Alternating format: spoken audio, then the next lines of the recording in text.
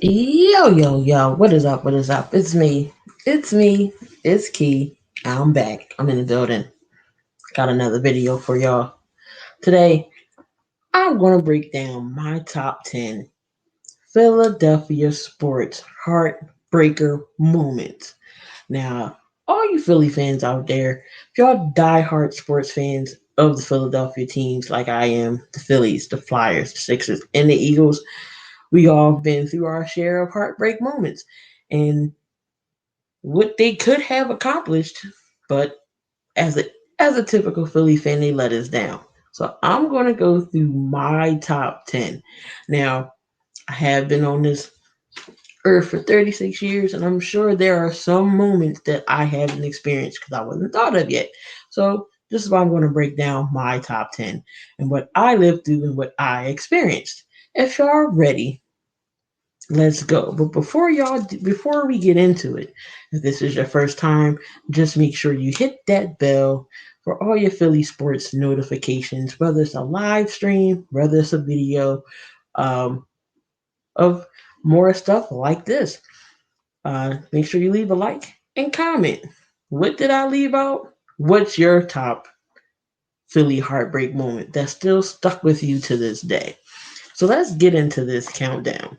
Now, my number 10 moment is the Philadelphia Phillies in 2010. It was the NLCS versus the San Francisco Giants.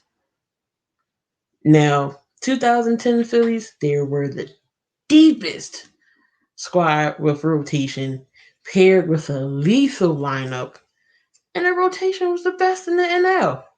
Now, the Phillies did lose game one with A's Roy Halladay, but the offense failed to show up. Now, in game four, Joe Blanton wasn't good enough to win. They were not clutch. They missed opportunities late in the game, would have had the series tied up at 2 games apiece. Man, so coming off the 2008 World Series championship against Tampa Bay, then we get back in it in 2010 and completely was demolished in the playoffs. So number 10 is the 2010 Philadelphia Phillies. Coming in at number 9, the Devils sweep the Flyers. In 1997 Stanley Cup, man, oh man. Now, the rivalries between the Devils and the Flyers back then was phenomenal and still great, even now. But the Devils swept the Flyers 4 games to none in 1997 against Stanley Cup Finals. That has been Detroit's 42-year drought. The Red Wings had a game plan, and it was defense. They held the Flyers to just 6 goals in 4 games. The Legion of Boom that year definitely silenced. John LeClair, Recchi, they were silenced. The Red Wings defense was just too much. Was just too much. And the Flyers were trying to go after their another Stanley Cup because they haven't had a Stanley Cup back, I believe, in the 70s was their last one, I believe. See, I wasn't even thought of yet. Number 8 in my book is the Eagles versus Carolina Panthers in an NFC Championship game. This game was straight up ugly. This loss took the heartbreak to new heights. Eagles were held to just only 3 points. 3 points in the game. And I know y'all remember Ricky Manning Jr., someone who we all want to forget about, but we can't. Ricky Manning Jr. decimated the Eagles offense with 3 interceptions, and Carolina's defense carried them all the way to the Super Bowl. We all know they lost that year, but Carolina's linebacker Greg Favors will land the final blatant late hit on Donovan McNabb, and apparently Favors he never heard the whistle, nor did he get hit with a flag. So that whole game Donovan played hurt, and that was a dirty hit. He didn't get no flag for it, nothing. So Eagles lose that game in the NFC Championship against Carolina. So my number 7 moment, Sixers fans, I know you remember this. And we can't quite get this out of our system because it's still quite fresh. It's Kawhi Leonard, Game 7, winning the game winning shot. The 4 luckiest bounces I've ever seen in my lifetime of basketball. We're all sitting there, the ball goes up, and we're just waiting for it to either bounce out or bounce in. Because if it bounces out, Sixers goes, the game goes into overtime, and I believe the Sixers would have won that game because Kawhi would have been gassed. But instead, 4 lucky bounces, the ball drops over a Joel Embiid, and we know the end of that game. He ended up going off crying. And just the play before that, Jimmy Butler tied the game up with 42 seconds with a layup. The Raptors end up winning this game 92-90. And you know the rest is history. They go on to win the NBA Finals. Number 6. The Flyers losing to the Chicago Blackhawks in overtime. Now, just in that first series with Boston, we were down 3-0, and we won 4 straight to go in the history book because no team has ever came back from 3-0 and came back and all the way and win. So this was the year Flyers fans was like, yes, we're winning this championship. We're bringing the Stanley Cup back to Philly. Now, another heartbreaker. Trying to figure out how did that goal get past Michael Leighton? Patrick Kane caught Timo Timonen crossing his skates over and slipped it right past Leighton. All you saw was the puck in the back of the net. And the fans, at that time, it was the Wachovia Center, not the Wells Fargo, was stunned.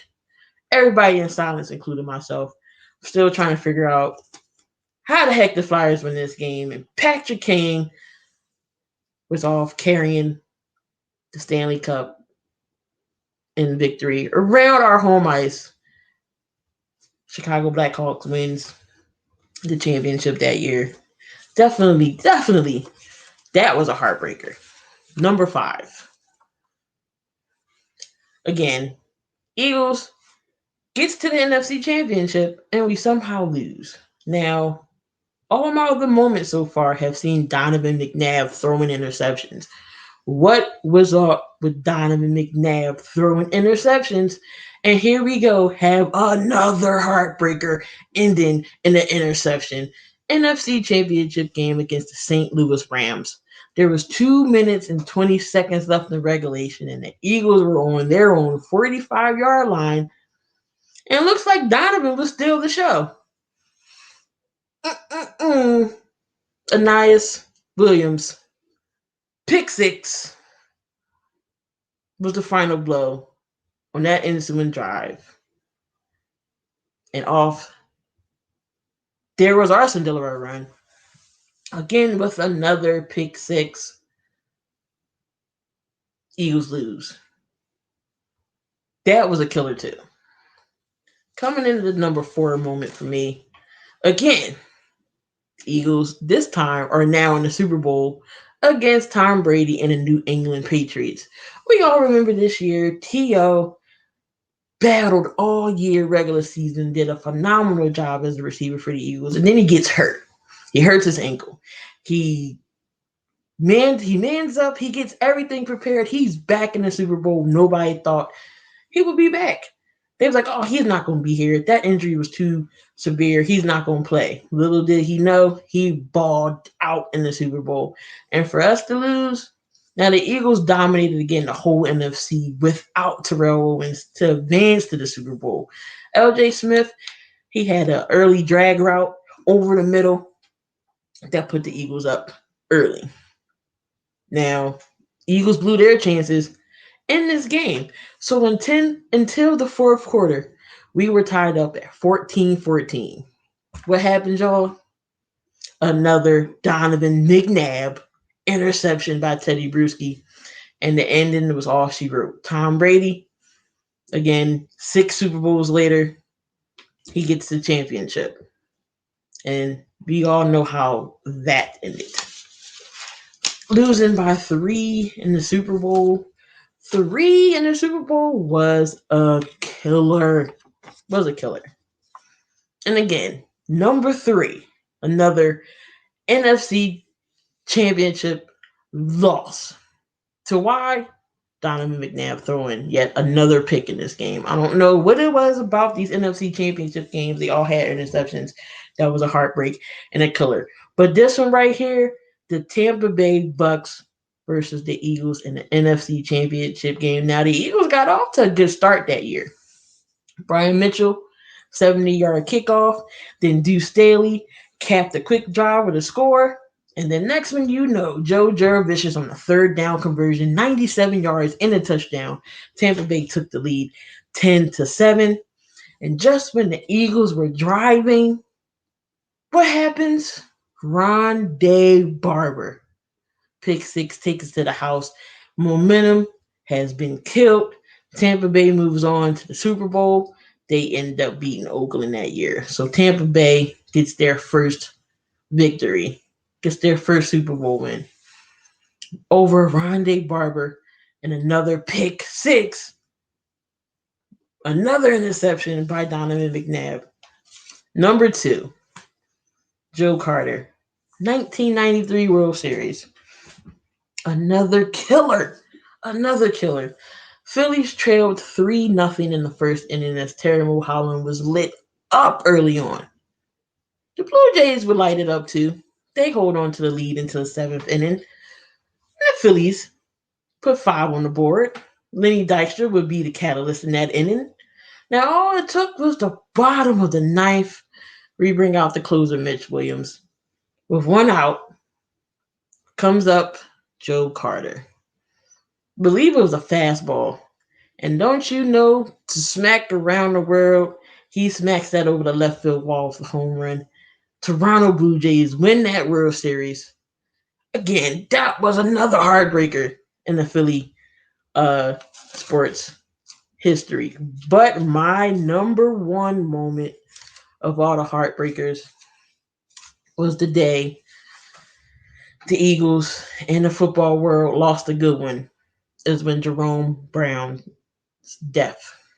Now, again, Jerome Brown was entering his prime. He was a superstar at the University of Miami. But in 1997, Eagles would draft him at number 9 overall.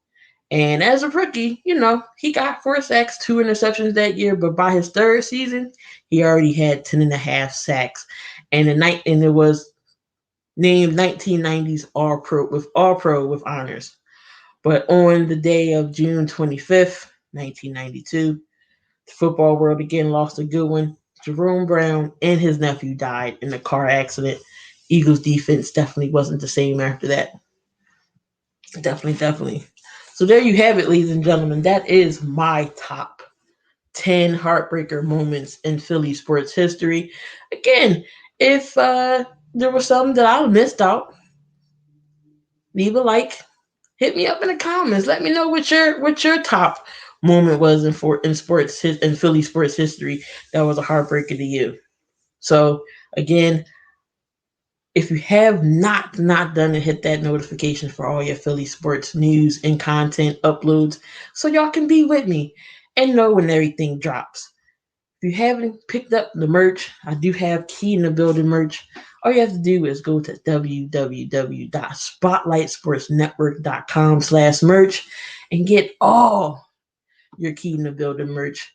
Don't forget to hit up all the other platforms as well. I'm on Twitter. I'm on IG at Key in the Building. If you want to follow me there, please do. And as always, guys, that's me. I'm Key. I'm always in the building. And I'll see y'all in another video.